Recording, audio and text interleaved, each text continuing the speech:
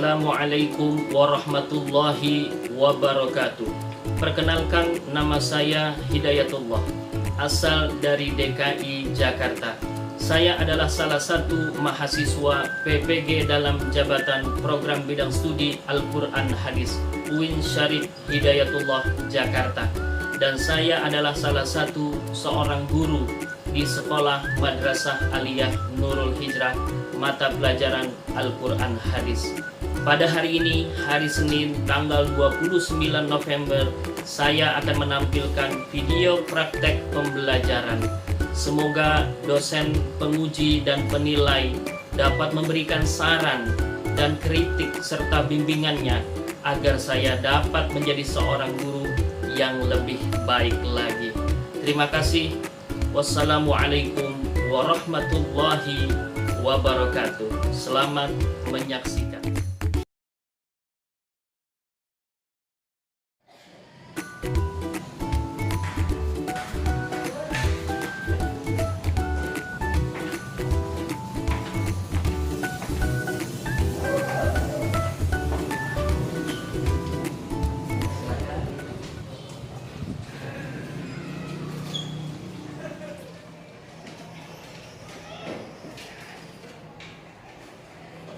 Assalamualaikum warahmatullahi wabarakatuh. Waalaikumsalam warahmatullahi wabarakatuh. Kaifa halukum? Alhamdulillah khair. Sabahal khair. Subhanallah. Bagaimana kabarnya anak sekalian? Alhamdulillah. Sehat semuanya ya? Sehat. Alhamdulillah. Adakah yang tidak hadir di pagi hari ini? Hadir semua. Semuanya. Walaupun pada pagi hari ini kita semuanya masih dalam situasi pandemi, kita harus tetap menjaga kesehatan. Tentunya harus mengikuti protokoler yang telah ditetapkan oleh pemerintah, yaitu dengan melaksanakan apa? 3M. Apa saja 3M itu? Memakai masker, mencuci tangan, jaga jarak. Kalau anak-anak semuanya bisa menjaga protokoler kesehatannya, maka insya Allah kita semuanya akan diberikan kesehatan oleh Allah Subhanahu wa Ta'ala. Amin. Dan jangan lupa tetap berdoa kepada Allah. Baik anak-anakku sekalian, tentunya sebelum kita mengawali kegiatan kita di pagi hari ini, mari alangkah terlebih baiknya kita awali dengan pembacaan doa terlebih dahulu yang akan dipimpin oleh ketua kelasnya. Silakan dipimpin ketua kelasnya untuk pembacaan doa. Istaitu Iqra'u bid-du'a. Bismillahirrahmanirrahim. Alhamdulillahi rabbil alamin. Ar-Rahmanirrahim.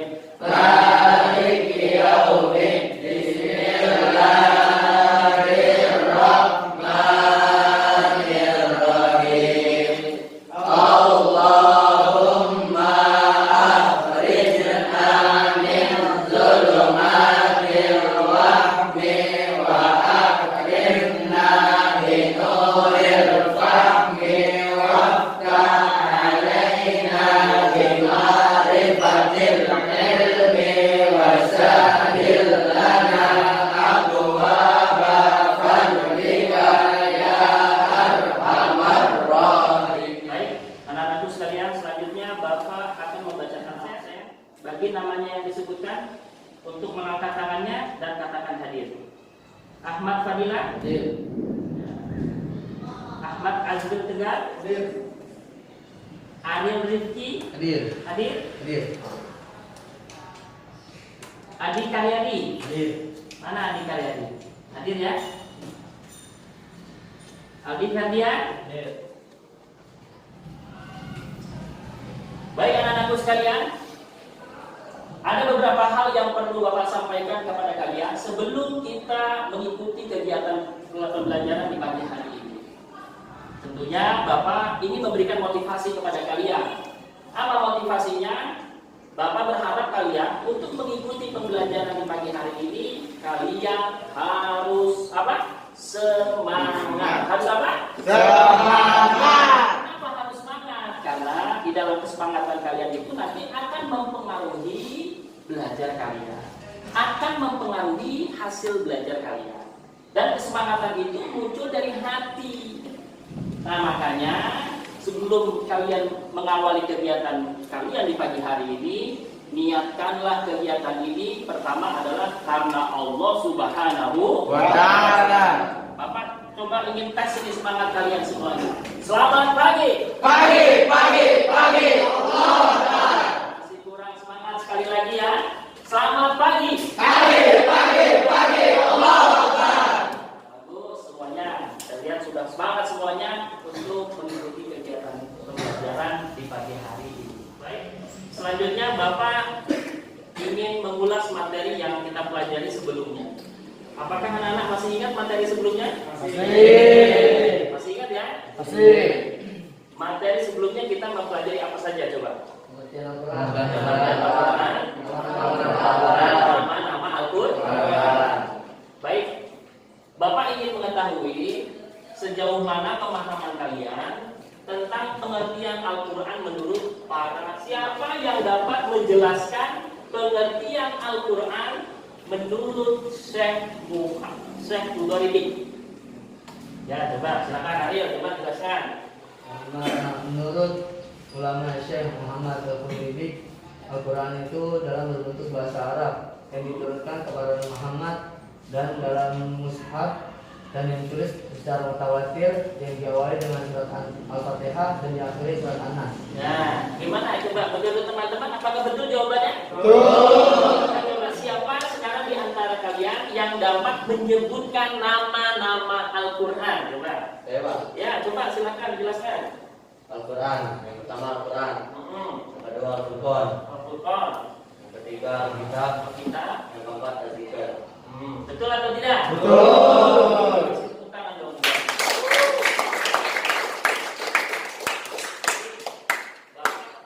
Sama kalian. Kalau kalian belajar dengan sungguh-sungguh, memahaminya dengan baik-baik, insya Allah kalian bisa menjawab soal yang Bapak berikan. Baik. Terakhir, Bapak ingin bertanya kepada kalian tentang dalil Al-Quran. Siapa yang bisa membaca dalil Al-Quran yang menyebutkan nama Al-Quran itu Az-Zikr? Siapa? Coba. Ada yang ingat? Ya, Pak. Oh, Saiful lagi. Apa coba Saiful? Coba dibacakan ayatnya dalilnya. Bismillahirrahmanirrahim. Inna nahnu nazzalna dzikra wa inna lahu lahafizun. Inna nahnu nazzalna dzikra Wa inna lahu lahafizun. Baik, berarti kalian semua sudah paham tentang pengertian Al-Quran menurut para ulama. Berarti kalian tadi sudah memahami materi pelajaran yang kita sudah pelajari di minggu yang lalu. Nah, sekarang kita akan memasuki materi pelajaran yang ketiga. Materi pelajaran yang berapa? Tiga. Ya, materi ini masih pembahasan Al-Quran adalah wahyu Allah Subhanahu wa ta'ala. Ini bagian daripada materi Al-Quran adalah wahyu Allah. Baik. Selanjutnya Bapak ingin menjelaskan tujuan pembelajaran kita di pagi hari ini. Jadi setelah kalian mengikuti pelajaran di pagi hari ini, Bapak mengharapkan kalian bisa menguasai materi-materi yang Bapak akan berikan. Apa saja yang kita harus kuasai? Bapak akan melihat di depan semuanya, ini adalah tujuan pembelajaran kita di pagi hari ini. Coba tegak dibaca nomor 1 apa tujuan pembelajarannya? 1. Menelaah pengertian wahyu menurut para ulama. Menelaah. Coba ulang. 1. Menelaah pengertian wahyu menurut para ulama. 2. Merinci cara-cara wahyu diturunkan. 3. Menelaah pengertian ilham menurut para ulama. 4. Mempresentasikan hasil analisis perbedaan wahyu dengan ilham. Ya, baik. Coba kamu perhatikan di depan semuanya. Ini adalah tujuan pembelajaran kita. Yang pertama, menelaah pengertian wahyu menurut para ulama. Kalau kemarin kalian sudah mengetahui tentang pengertian Al-Quran. Nah, sekarang pembahasan kita adalah tentang wahyu. Nah, menurut kalian wahyu itu apa? Itu kalian mungkin belum mengetahui pengertian wahyu yang sebenarnya. Ternyata nanti ada pengertian wahyu menurut para ulama. Selama ini mungkin kita mengartikan wahyu itu adalah kitab. Wahyu Al-Qur'anul Karim. Artinya kitab Al-Qur'anul Karim. Nah, coba nanti kita lihat pengertian wahyu yang sebenarnya menurut ulama itu seperti apa. Ya. Terus yang kedua, merinci cara-cara wahyu yang diturunkan oleh Allah Subhanahu wa taala. Nah, ini nanti kita akan lihat bagaimanakah proses cara wahyu diturunkan oleh Allah Subhanahu wa taala. Lanjutnya yang ketiga, menelaah pengertian ilham. Apa? Pengertian ilham menurut para ulama. Nah, kedua ini kalian harus menguasai betul. Karena antara wahyu dengan ilham itu memiliki perbedaan.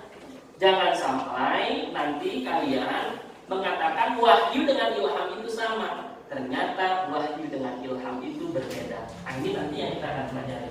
Yang keempat, mempresentasikan hasil analisis kalian tentang perbedaan antara wahyu dengan ilham.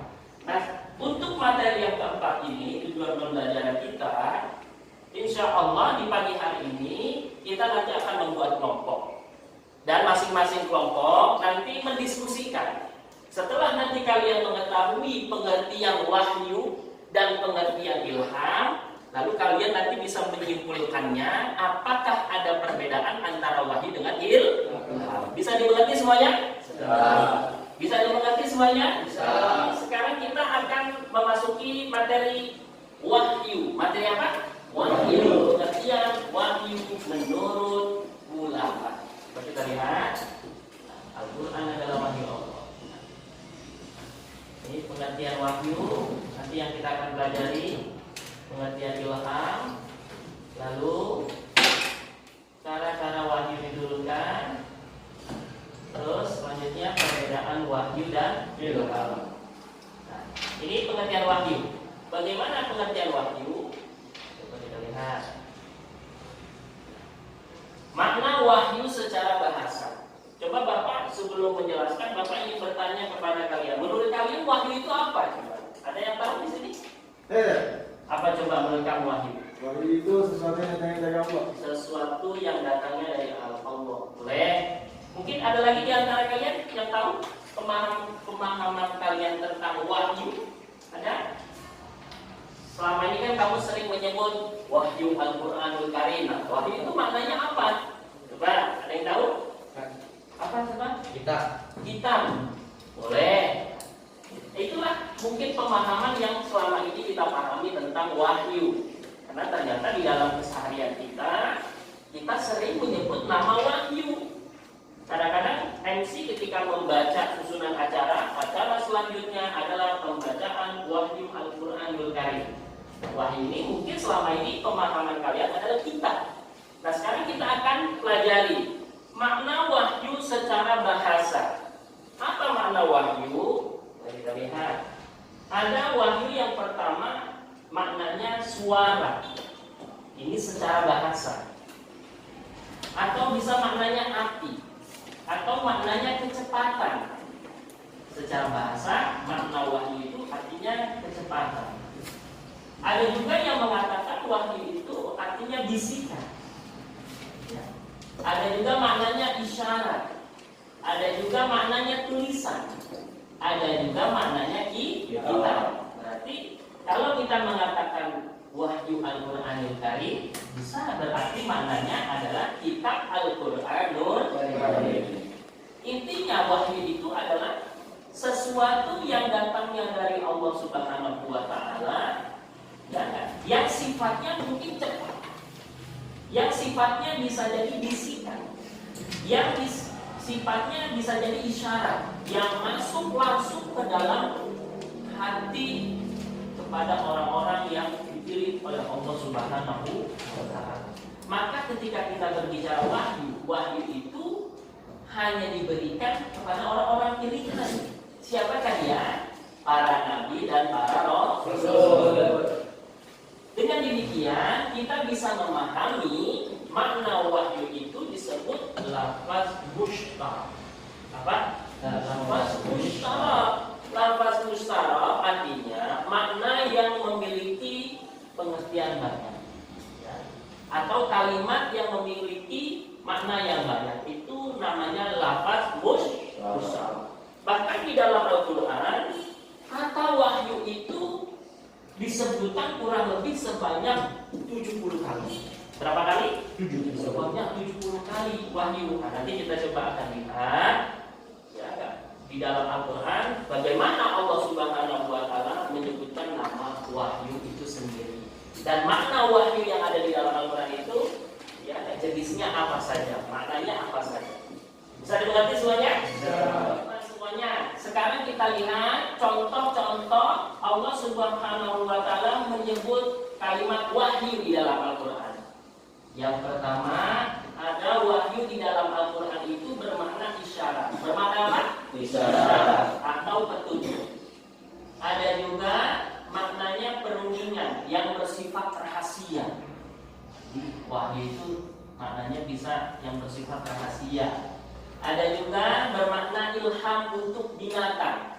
Maka jangan sampai nanti kalian memahami wahyu itu artinya kitab Allah, atau artinya sesuatu yang diberikan kepada Nabi dan Rasul. Ada juga kata wahyu yang bermakna ilham untuk binatang. Ada juga. Jadi nggak semuanya. Makanya saya bilang tadi, Bapak sudah katakan tadi, wahyu itu termasuk lafaz mustarab.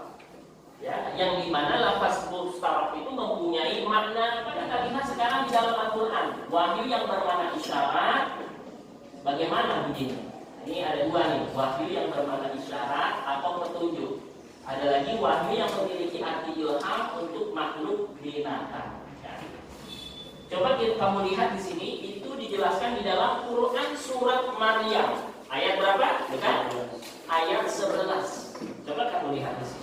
Faqaraja ala qaumihi minal mihrabi fa'auha ilaihim an sabbihu bukratan wa asyiyya. Coba kamu lihat di sini. Pada kalimat Al-Quran di sini ada kalimat yang saya beri warna merah. Bacaannya apa di sini? Fa'auha di sini ternyata maknanya adalah bukan seperti wahyu Allah berikan kepada para nabi dan rasul, tetapi makna wahyu di sini adalah bermakna isyarat atau petunjuk. Ada lagi wahyu yang memiliki arti ilham untuk binatang. Wah, ini kalau kamu salah memahaminya, akhirnya nanti kamu mengatakan, oh ternyata binatang ini diberikan wahyu oleh Allah, diberikan risalah atau diberikan kitab. Nah, maka perlu kita mempelajari bahasa Arab, mempelajari tafsir agar kita tidak memahami makna yang salah. Karena tidak selamanya wahyu itu artinya adalah risalah yang datang dari Allah. Wahyu itu tidak selamanya maknanya artinya sebuah kitab, sebagaimana yang diberikan kepada para nabi dan rasul. Coba baca sama-sama. Bapak baca terlebih dahulu, nanti silakan kalian mengikuti Bapak. Bismillahirrahmanirrahim. Bismillahirrahmanirrahim. Wa yauha. Wa yauha. Rabbuka ilan nahli. Rabbuka ilan nahli. Takhiri. Takhiri. Minal jibali buyutan. Minal jibali buyutan. Wa minas syajari. Wa minas syajari. Wa mimma ya'rishun. Wa mimma ya'rishun. Coba silakan Adi ya Pak, dibaca artinya. Artinya, dan Tuhan mewahyukan kepada lebah, janganlah sarang-sarang di bukit-bukit, di pohon-pohon kayu, dan di tempat-tempat yang dibikin manusia. Nah, dan Tuhanmu mewahyukan. Coba saya mau tanya sama Sena coba. Dan Tuhanmu mewahyukan. Nah, wahyu di sini maknanya apa coba Sena? Wahyu kepada binatang.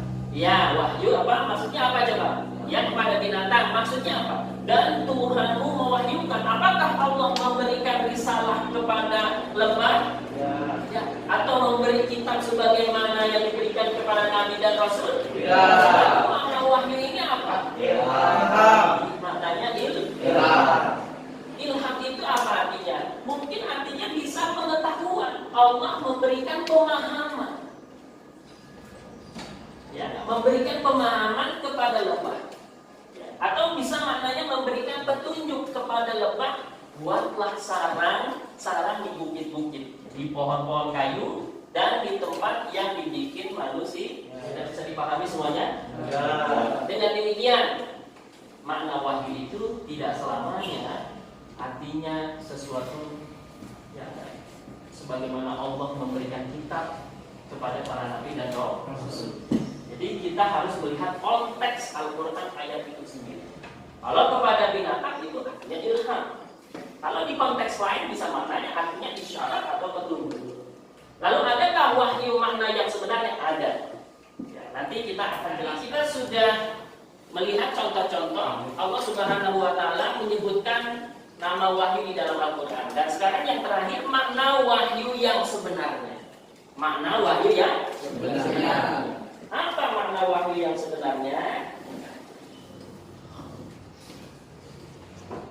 Kita lihat ini dijelaskan di dalam surat An-Najm ayat ketiga dan sampai 4. Inilah makna wahyu yang sebenarnya, yaitu maknanya Allah Subhanahu wa Ta'ala memberikan risalah, memberikan kitab Al-Quran atau kitab petunjuk bagi umat manusia yang dinamakan disebut dengan wahyu. Anak-anakku semuanya, coba perhatikan ke depan semuanya. Tadi kita sudah membahas tentang pengertian wahyu secara bahasa, ya, dan bagaimana Allah Subhanahu wa Ta'ala menyebutkan kalimat wahyu di dalam Al-Quran. Dan ternyata kalimat wahyu itu termasuk kalimat apa tadi? Lafaz apa? Termasuk lafaz apa? Lafaz mustar. Lafaz apa namanya? Mustar. Lafaz mustar. Tapi dengan demikian ada wahyu makna yang sebenarnya. Bagaimana tadi di dalam surat An-Najm, wa ma yantiqu 'anil hawa in huwa illa wahyun yuha. Dan dengan demikian, coba kita lihat sekarang bagaimana pengertian wahyu menurut para ahli. Wahyu yang sebenarnya ya. Karena kan di dalam Al-Quran wahyu itu maknanya banyak. Ada yang wahyu maknanya isyarat, ada wahyu yang maknanya ilham. Nah sekarang menurut para ahli, ya bagaimana pengertian wahyu? Nanti kalian bisa menyimpulkan. Menurut Muhammad Abdu adalah, coba kita lihat, wahyu adalah pengetahuan yang diperoleh seseorang dalam dirinya dengan disertai keyakinan bahwa pengetahuan itu datangnya dari Allah Subhanahu. Berarti setelah kita sudah memahami pengertian wahyu secara bahasa dan menurut para ahli ulumul Quran, orang-orang yang menguasai di bidang Al-Quran, nah sekarang kita akan mempelajari bagaimana cara-cara wahyu Allah Subhanahu wa Ta'ala diturunkan. Nah, wahyu di sini adalah wahyu Al-Qur'anul Karim. Jangan wahyu yang bermakna ilham, jangan, enggak ada. Di sini maksudnya adalah wahyu Al-Qur'anul Karim. Bagaimana cara proses wahyu itu disampaikan kepada nabi dan rasulnya? Kalau kita bisa melihat bahkan di sini ada 3 prosesnya. Yang pertama, wahyu langsung disampaikan Allah kepada nabi dan rasulnya. Jadi nggak ada pakai perantara. Allah sampaikan langsung kepada Nabi Muhammad. Nah, yang kedua, langsung memperdengarkan kalamnya dari tabir. Ya, artinya secara tidak langsung, dia dibalik tabir saja. Yang ketiga, mengutus malaikat Jibril untuk membawa wahyu. Yang sering kita pahami, bagaimana proses Nabi Muhammad SAW menerima wahyu atau para nabi-nabi lain adalah melalui malaikat Jibril. Baik, semuanya coba perhatikan. Sekarang kita lanjutkan lagi, yaitu tentang pengertian ilham. Tadi kita sudah sedikit menyinggung tentang ilham, ya, agar kalian bisa membedakan antara wahyu dengan ilham. Karena beberapa kali terkadang suka rancu, ya, antara pengertian wahyu dengan ilham itu sendiri. Nah, coba kamu lihat di sini, ilham adalah sesuatu yang diresapkan Allah ke dalam jiwa manusia. Jadi sesuatu yang datang dari Allah masuk ke dalam hati manusia. Yang orang biasa mungkin menyebutnya sebagai doanya. Selesai materi kita tadi, kita sudah menjelaskan pengertian wahyu. Terus tadi kita sudah juga menjelaskan cara-cara wahyu diturunkan dan kita menelaahnya. Selanjutnya tadi kita sudah menelaah pengertian ilham menurut ulama. Nah, hari ini Bapak ingin memberikan tugas kepada kalian, yaitu Bapak nanti ingin membuat kelompok. Ya, di sini mungkin nanti Bapak ingin membuat 4 kelompok, dan nanti masing-masing kelompok silakan untuk mendiskusikan materi pada hari ini yang kita pelajari. Nanti Bapak berikan tugasnya, nanti kalian diskusikan, lalu kalian simpulkan. Apa yang mesti kalian simpulkan? Yang pertama adalah apakah ada perbedaan antara wahyu dengan ilham? Itu yang pertama kalian diskusikan. Lalu menurut kelompok kalian nanti masing-masing, apa itu pengertian wahyu menurut pendapat kalian? Apa itu pengertian ilham menurut pendapat kalian? Bisa dipahami semuanya? Nah, di sini nanti silakan dibikin kelompok masing-masing. Satu kelompok 4 orang. Berarti di sini ada 15 orang. Kita bikin 4 kelompok. Ya, berarti ada yang satu kelompok itu isinya sekitar 4 orang ya. 4 orang, sisanya berarti ada 3 orang. Bisa dimengerti? Bisa.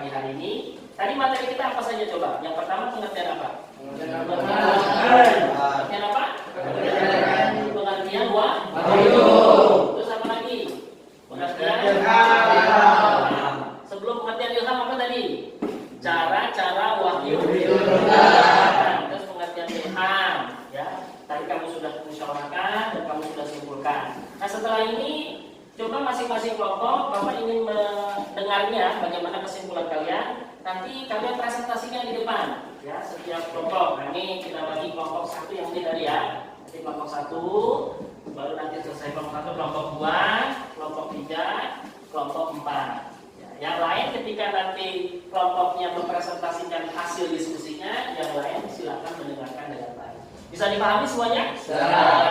Nah, sekarang mari sama-sama kita dengarkan presentasi dari teman kalian masing-masing. Nah, mungkin yang pertama maju ke depan yaitu kelompok berapa? 1. Nah, kelompok 1 ya. Kelompok 1 dulu, silakan maju. Silakan dipresentasikan hasil pembelajaran kita di pagi hari ini. Apa yang tadi kalian diskusikan, silakan disampaikan ke temannya. Nah, teman-temannya yang lain silakan dengarkan dengan baik-baik. Ya, coba kelompok 1 silakan maju. Ya, maju teman, semuanya maju.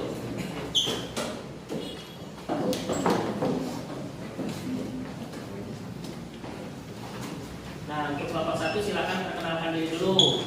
Ya, dari kelompok berapa? Assalamualaikum warahmatullahi wabarakatuh. Waalaikumsalam warahmatullahi wabarakatuh. Kami dari kelompok 1 akan mempresentasikan hasil belajar di pagi hari ini.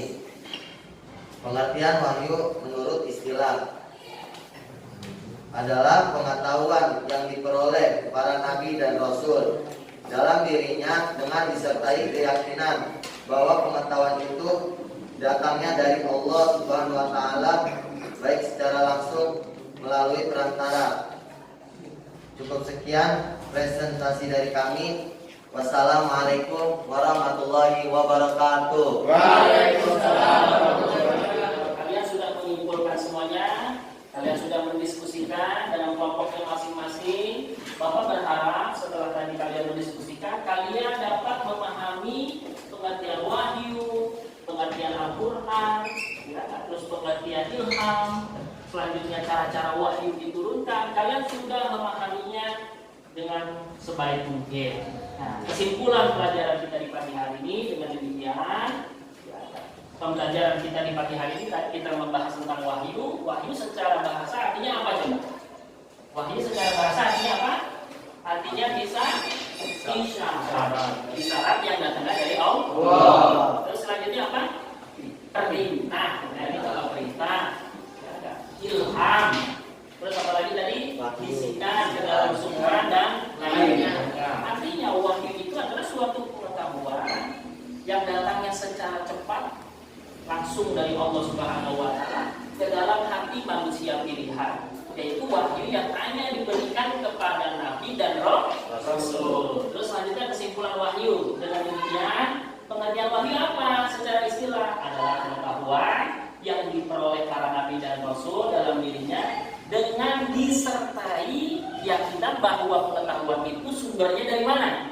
Sumbernya dari Allah Subhanahu wa taala. Baik datangnya secara langsung. Nah, itu tadi cara-cara wahyu diturunkan. Kan ada wahyu diturunkan secara langsung, baik datangnya secara langsung maupun melalui perantara yaitu malaikat Jibril. Terus perbedaannya, coba kamu lihat di sini, kita bisa menyimpulkan tadi. Tadi sudah bagus tadi, kelompok masing-masing sudah dapat menyimpulkan perbedaan antara wahyu dengan ilham. Apa perbedaan wahyu dengan ilham? Yang pertama, wahyu diterima oleh nabi dan rasul. Sedangkan ilham hanya diterima oleh manusia dia. Kenapa? Wahyu sudah tertutup perbedaan. Sedangkan ilham masih terbuka. Sudah dapat dipahami semuanya kesimpulan kita di pagi hari ini? Sudah ya? Nah, berarti yang terakhir Bapak akan memberikan tugas kepada kalian masing-masing. Yang dimana tugas ini nanti harus dikerjakan. Jangan sampai tidak dikerjakan. Untuk pertemuan selanjutnya nanti tugas ini harus kalian selesaikan dan baru nanti kita akan bahas secara bersama-sama. Untuk apa tujuannya? Untuk mengetahui kemampuan kalian tentang materi yang kita pelajari pagi hari ini. Apakah kalian sudah menguasai betul atau belum menguasai? Bila mana belum dikuasai, maka nanti kita mungkin ada remedial, ya, pengulangan kembali pengambilan nilainya, agar kalian bisa belajar dengan sungguh-sungguh. Bisa dipahami semuanya? Nah, nanti coba kelas nanti coba dibagikan tugasnya ini. Ini namanya lembar kerja peserta didik atau LKPD. Akan dibagi masing-masing.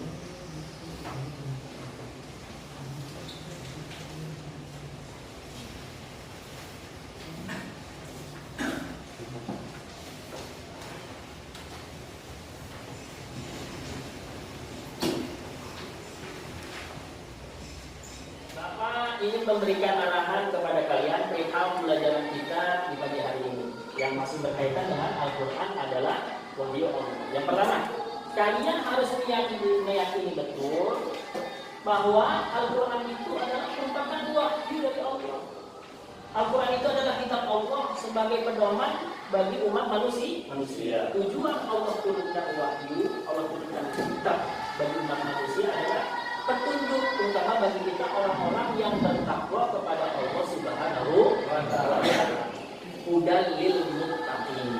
Oleh karena itu, ya, walaupun kita sudah mempelajari tentang pengertian Al-Qur'an, wahyu dan cara-cara wahyu diturunkan, masih banyak sekali materi Al-Qur'an yang kita harus kuasai dan kita harus belajar.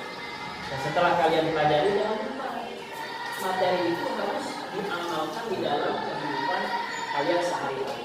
Insya Allah dengan seperti itu, ya, dengan kalian membaca Al-Quran, mempelajari Al-Quran, mengamalkan Al-Quran, insya Allah yaumil akhirat kelak nanti Al-Quran dapat memberikan syafaat kepada kita semuanya. Amin. Ya Allah. Pesan Bapak yang terakhir, nanti sesampainya di rumah kalian masing-masing, jangan tinggalkan Al-Quran. Baca Al-Quran. Jangan baca Al-Qurannya di kelas doang. Tapi di rumah kalau bisa baca Al-Quran, luangkan waktu untuk membaca Al-Quran. Minimal setiap ba'da sholat. Sekemampuan kalian. Saya misalnya 5 ayat enggak apa-apa. Yang penting kita tidak pernah melupakan Al-Quranul Karim. Baik, berarti telah berakhir materi kita di pagi hari ini. Tentu sebelum kita tutup materi kita di pagi hari ini, kita membaca doa terlebih dahulu yang nanti akan dipimpin oleh ketua kelas.